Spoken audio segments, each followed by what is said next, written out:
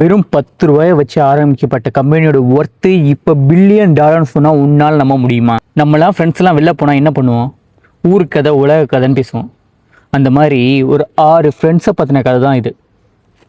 ஒரு 6 ஃப்ரெண்ட்ஸ் வெளில போகிறாங்க. அப்போ மிஸ்டர் நாராயணமூர்த்தி தான் ஃப்ரெண்ட்ஸுக்கிட்ட கேட்குறாரு, நம்ம ஒரு கம்பெனி ஸ்டார்ட் பண்ணால் என்னென்னு. அந்த 6 ஃப்ரெண்ட்ஸும் ஓகே சொல்கிறாங்க.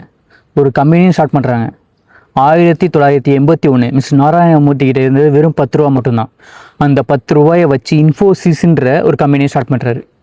அந்த இன்ஃபோசிஸ்ன்ற கம்பெனியை பற்றி உங்களுக்கு நான் சொல்ல தேவையில்ல, உங்கள் எல்லாருக்குமே தெரிஞ்சிருக்கும். அவங்க கம்பெனி ஸ்டார்ட் பண்ணும்போது ஆஃபீஸ் இல்லை, பேங்க்கில் போய் கடன் கேட்டால் கடனும் கொடுக்கல, ஏன் ஒரு கம்ப்யூட்டர் கூட இல்லை.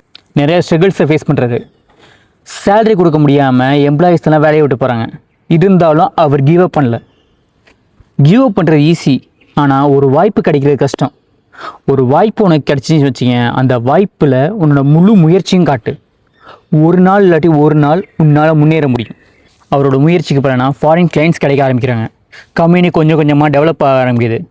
வெறும் 6 பேரோட ஸ்டார்ட் பண்ண இந்த கம்பெனி 6 10 ஆச்சு, 10 100 ஆச்சு, 100 1000 ஆச்சு. இப்போ லட்சக்கணக்கான எம்ப்ளாயிஸோட இன்ஃபோசிஸோட வேல்யூ இப்போ பில்லியன் டாலர்.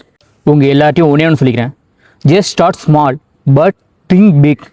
கன்சிஸ்டன்சியும் டேலண்ட்டும் இருந்தால் யாராலையும் ஜெயிக்க முடியும். இங்கேருந்து அங்கே போகிறதுக்கு பெரிய உயரம்லாம் இல்லை.